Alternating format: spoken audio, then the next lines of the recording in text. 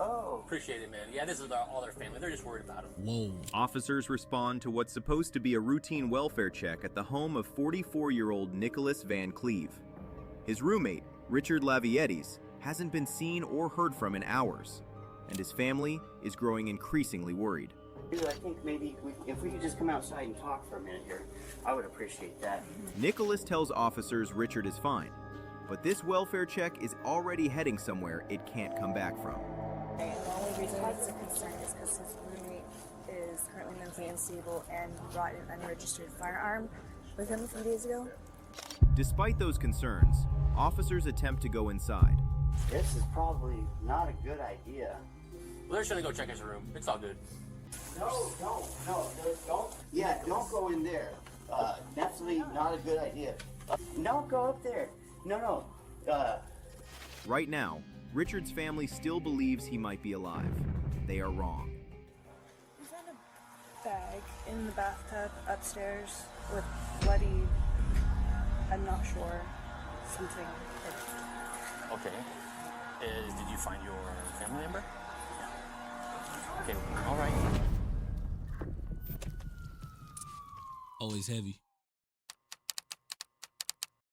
On May 2nd, 2022, around 9 a.m., Federal Way Dispatch received a request for a wellness check. And what's the reason for the wellness check? So he hasn't shown up to work today, and I know his current situation right now, he has a roommate that is mentally unstable, and the last that I heard of him was that he had a gun in his possession but couldn't supply paperwork. Richard Laviettes is missing. His coworkers, friends, and family are unable to get through to him on the phone. In May 2021, almost exactly 1 year earlier, Richard opened his doors to a friend in need. That friend is Nicholas Van Cleve, a longtime friend and former coworker. Nicholas has been struggling with serious physical and mental health issues and can't hold down a job. So Richard offers him a place to stay. From the outside, it looks like an act of kindness. But inside the apartment, there was tension. In the week before Richard disappears, everything changes. Nicholas brings an unregistered gun into the home. With Nicholas's behavior escalating, Richard takes the gun away and tells him he needs to move out. And just days later, Richard is gone. When officers respond to the call, no one answers the door. Even the car is missing from the driveway, suggesting there is no one home. Hours passed with no answers. The department receives another call around 2:55 p.m. This time, the officer finds Richard's family waiting for him at the door. They already know something is wrong. They just don't know how bad it is. My father-in-law, mother, I'm not gonna win. Sister? Yeah, his sister. So you gonna go and see? Richard's friend explains why they're so concerned. Last I heard from him was last night, and the only reason it's a concern is because his roommate is currently mentally unstable and brought an unregistered firearm with him a few days ago. Okay. And they had some kind of conflict over the weekend because he was trying to get him to move out. While concerning, these circumstances do not give the officer legal grounds to enter the residence. Eventually, Richard's roommate, Nicholas Van Cleve, answers the door. He said he was going to be doing some camping and stuff, and he just wants to get away for a while. So, yeah. That's super weird. He told me he was going to be home today. He might be sleeping. You mind if I check his bedroom? Actually, if you want to check his bedroom, I suppose you should. You could, but... Yeah, he might be sleeping, you know.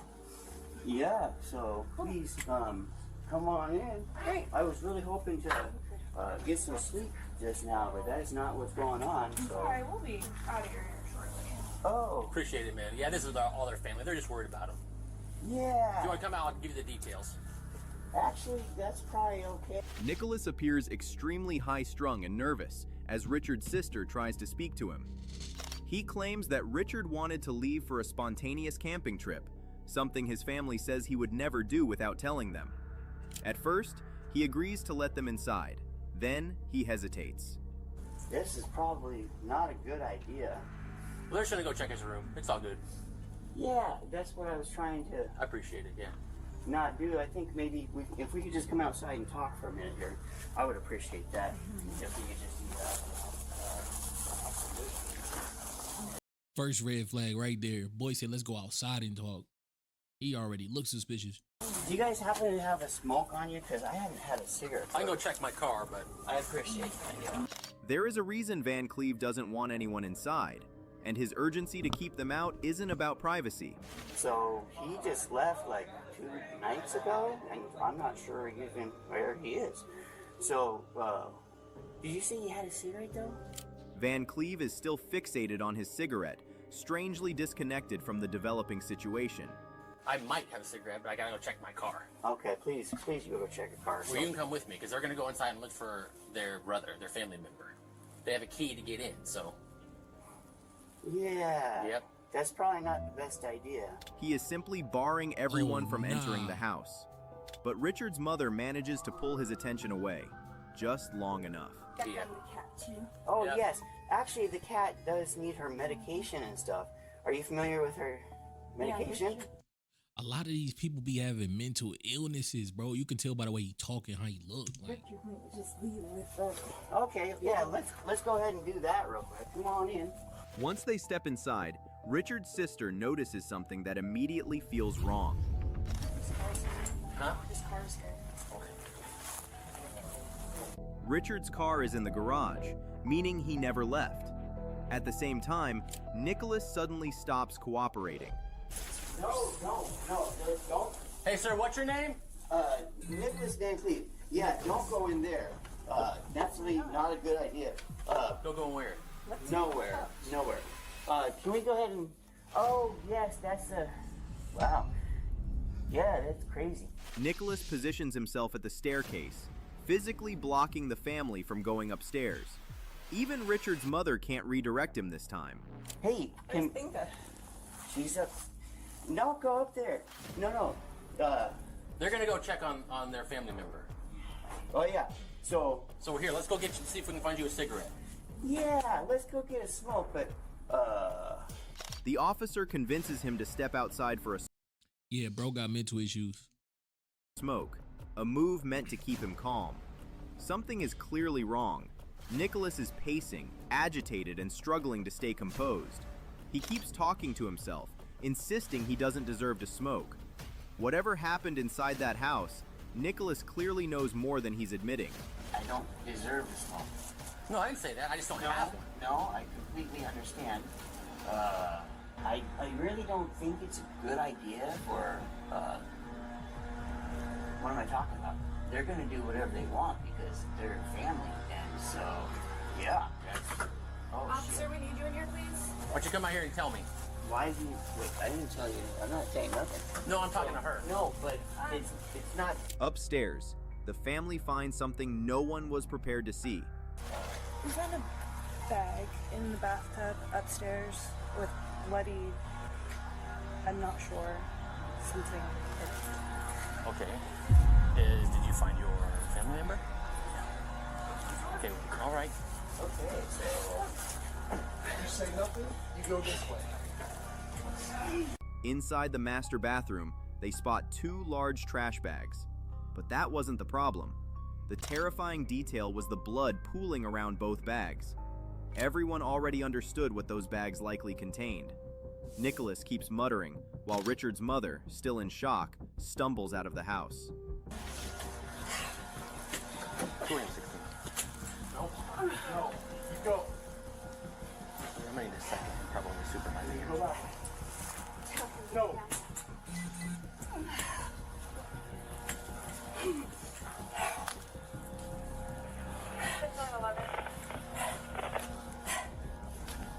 No.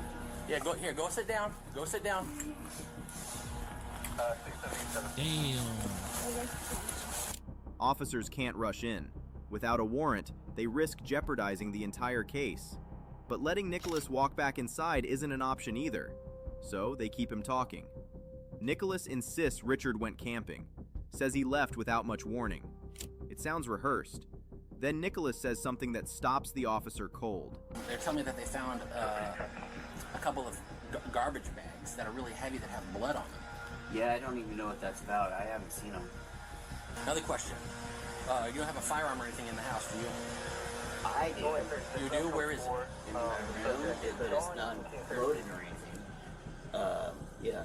He mentions a gun inside the house, and suddenly, this isn't just a welfare check anymore. It's a potential homicide scene, with a weapon still inside. At first, it's unclear whether Nicholas is confused or deliberately withholding information. But Nicholas says something that reveals he is possibly more aware of the situation. This isn't rambling. Nicholas is thinking ahead. I don't know. Just insanity or something. I don't fucking know. I plead the fifth. I don't know anymore. Temporary insanity, I guess. Temporary insanity? Why are you talking about temporary insanity? I don't know what you're talking about. No, I'm asking you why you said those things. I have no idea. You don't know why you said? I'm not sure. I plead the fifth and temporary insanity. I don't know. Nicholas suddenly begins speaking with unsettling clarity, saying his plan out loud, that he plans to plead temporary insanity. Almost immediately, he adds details that he didn't convey before. I found him like that. It was like, that's why I was like, oh, he came back and you found him where? Here. Like what? You said you found him like that? What does that mean? I don't know. How did you find him? I have no idea. I didn't even find him. He was just, he just came back and then he's here. Like, he changes his statement multiple times, then reverts to his oblivious state. I'm gonna get a cigarette. Well, I looked in my car and I didn't have any. Right. Yeah. No, that makes perfect sense. Very, very unfortunate, but it's okay. I guess I don't need to smoke anymore, ever, actually. I don't deserve to be able to smoke cigarettes. Why are you saying that? Like, why don't you deserve to smoke a cigarette? It would be nice. You know what? I'm gonna shut the f*** up. Richie wasn't my good friend. He's still my good friend. Why? What do you want? Oh my gosh, what's going on? Okay. Seemingly losing Nicholas again, the officer spots something potentially dangerous. Do I have a knife? Yeah, you have a knife. Oh, this is my carry knife. Oh no, this is just one of those. For my safety, can I take that for you for a little bit? My knife. Yep. Yes, I don't. You got anything in here either? What's all that? When backup arrives, Nicholas does not consent to having his house searched. This prompts the need for a search warrant. While waiting for the warrant to arrive, the officers speak to neighbors to see if they noticed anything unusual. That's when a neighbor steps forward with a crucial piece of the puzzle. I thought something was happening over there. I was just like, okay, whatever. What do you mean movement? Like it sounded like something was hitting the wall. What time was that?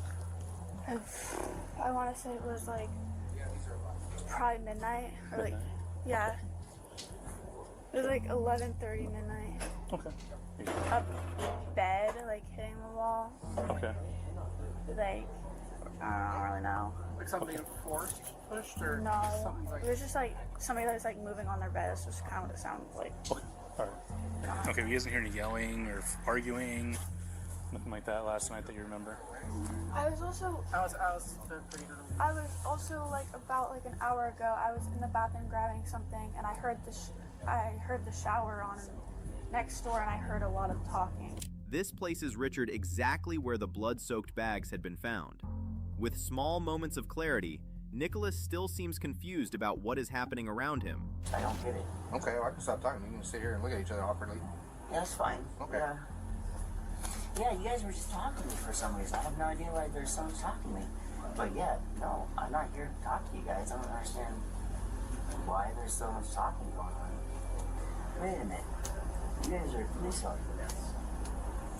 Sure.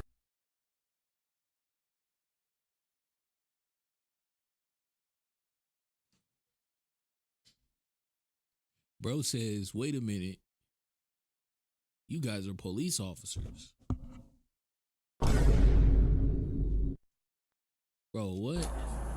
Hence the police.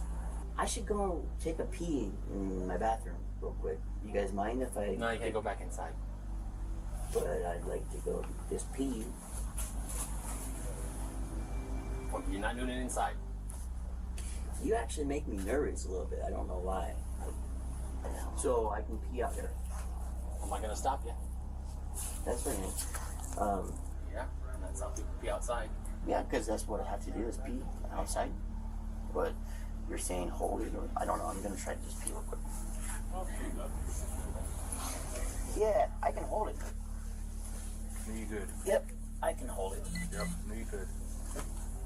I don't understand What the fuck is going on? Half an hour later, Richard's brother-in-law volunteers to go back inside to confirm what they all suspect. If he was right, this was no longer just a missing person case. It could then give the police legal rights to enter the house. Yeah, well, at this time, because The suspicion is. well, our hope, obviously, is that everything is fine, and who knows that there is no I'd rather crime. be really, really wrong. That's our hope, but in the event that that's not the case, we want to make sure that any evidence that we collect, anything that we find out, is done according to the law, right? Yep. Hours later, at 4:17 p.m., the warrant arrives. Officers must now place Nicholas under arrest, and there is no telling how he would react to being handcuffed. Nicholas, you are under arrest. Just stay seated. Okay, we're gonna grab your hands and put them behind your back. I'd rather you just. I'd rather. Oh, I'd rather. Come on, man. I'm not trying to. Can we not? Wait, I know. We're gonna have you talk to our detectives. Why do we have so many people around me? There's how many people we got here right now. So we're gonna take you back to our station, have you talk to detectives. We're gonna advise you of your rights real quick. Okay. Good. Okay. I can't move. As Nicholas is placed into the patrol car and transported to the station for further questioning, officers prepare to enter the house and finally learn what happened to Richard. The bags in the bathroom contain dismembered body parts. In one of the bedrooms,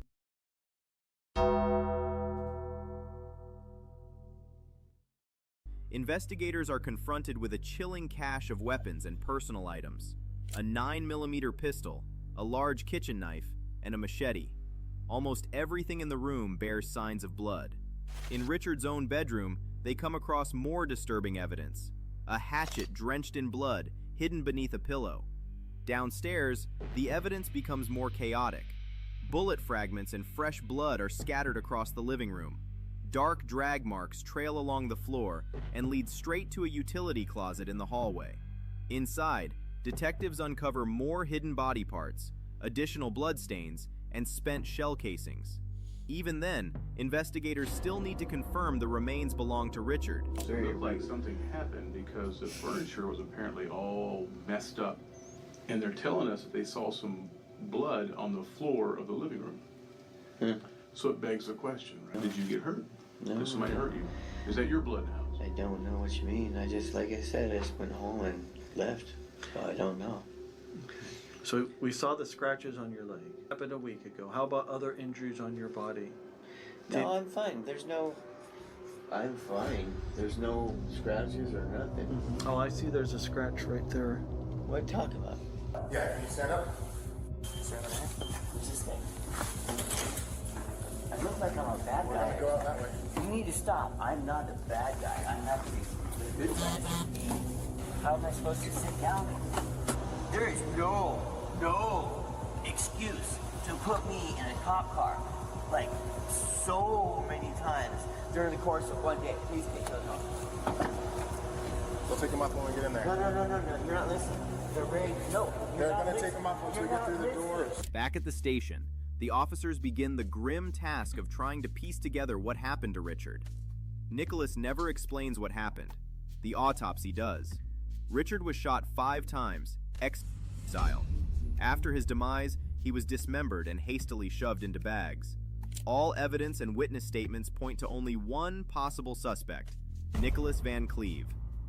Nearly 3 years later, a judge ruled that Nicholas Van Cleve was incompetent to stand trial. The murder charges were dismissed. Instead,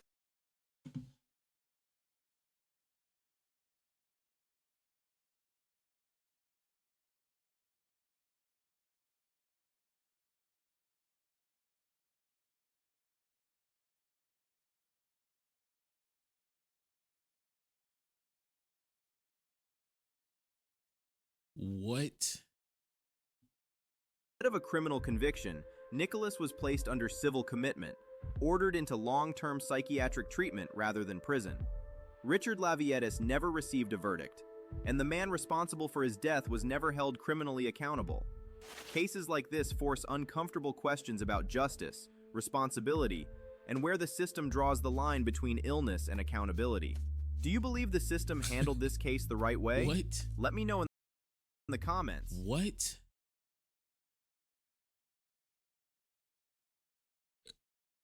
Bro. Ain't no way.